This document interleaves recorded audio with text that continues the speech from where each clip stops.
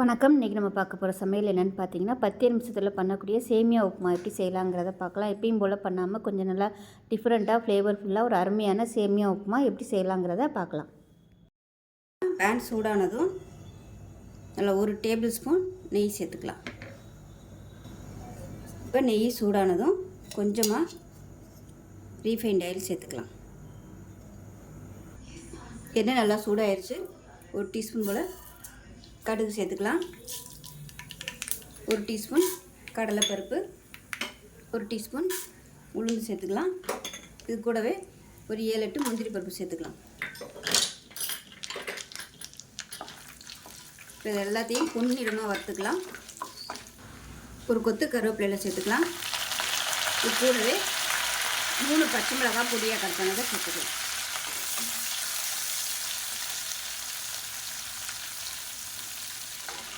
ஒரு கை அளவுக்கு சின்ன வெங்காயம் பொடியாக கட் பண்ணதை சேர்த்துக்கலாம்.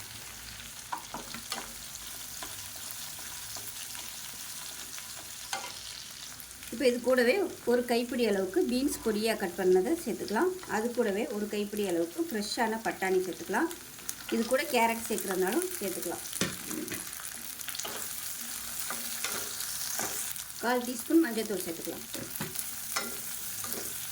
இப்போ இது கூட பொடியாக கட் பண்ண தக்காளி சேர்த்துக்கலாம். விதையெல்லாம் எடுத்துட்டு கட் பண்ணிக்கோங்க. ஒரு தக்காளி சேர்த்துக்கலாம். இப்போ இது எல்லாம் நல்லா வதங்கிட்டு இருக்கட்டும். ஒரு சின்ன மிக்ஸி ஜார் எடுத்துக்கலாம். ஒரு கைப்பிடி அளவுக்கு கொத்தமல்லி சேர்த்துக்கலாம். 3 பச்சை மிளகாய் சேர்த்துக்கலாம். உடச்சிட்டு சேர்த்துக்கோங்க. இது கூடவே 1 டீஸ்பூன் போல் சீரகம். இது எல்லாத்தையும் கொஞ்சமாக தண்ணி விட்டு நல்லா நைஸாக அரைச்சிக்கலாம். இப்போ இந்த காய்கறிக்கு தேவையான உப்பு சேர்த்துக்கலாம். உப்பு சேர்த்துட்டு நல்லா வதக்கிக்கலாம். வதக்கிட்டு இப்போ நம்ம அரைச்சி வச்சுருக்க இந்த கொத்தமல்லி பச்சை மிளகா பேஸ்ட்டை சேர்த்துக்கலாம். இப்போ இதை ஒரு 2 நிமிஷம் வதக்கி விட்டுக்கலாம். இப்போ காய்கறி எல்லாமே நல்லா வதங்கிடுச்சு.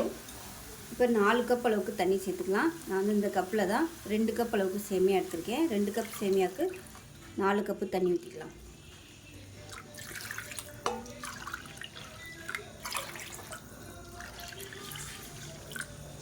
நாலு கப்பு சூடான தண்ணி சேர்த்துருக்கேன். இப்போ தண்ணி நல்லா கொதிக்க ஆரம்பிக்கட்டும்.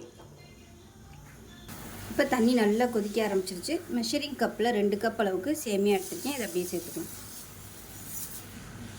சேர்த்துட்டு கலந்து விட்டுறலாம். தண்ணி கரெக்டாக அந்த மாதிரி முங்குற அளவுக்கு இருந்தால் போதும். இப்போ உப்பு டேஸ்ட் பண்ணி பார்த்துட்டு உப்பு சேர்த்துக்கலாம். உப்பு கம்மியாக இருக்குது, கொஞ்சமாக உப்பு சேர்த்துக்கலாம். இப்போ பாருங்கள், தண்ணியெல்லாம் கொஞ்சம் குறைஞ்சி சேமியா வந்து தெரிய ஆரம்பிக்கிறது. இந்த ஸ்டேஜில் மூடி வச்சிடலாம். அடுப்பு நல்லா குறைச்சி வச்சுட்டு மூடி விட்டுருங்க. இப்போ எப்படி இருக்குன்னு பார்க்கலாம். பாருங்கள், தண்ணியெல்லாம் வற்றி நல்லா சூப்பராக வந்துடுச்சு. இந்த ஸ்டேஜில் அமர்த்திடலாம். இது உங்களுக்கு கொஞ்சம் ஆறுச்சுன்னா நல்லா உதிரியாக சூப்பராக வந்துடும். இதோட அமர்த்திடலாம். அருமையான சேமியா உப்புமா ரெடி ஆயிடுச்சு. தேங்காய் சட்னியோடு சாப்பிட்றதுக்கு நல்லா அட்டகாசமாக இருக்கும்.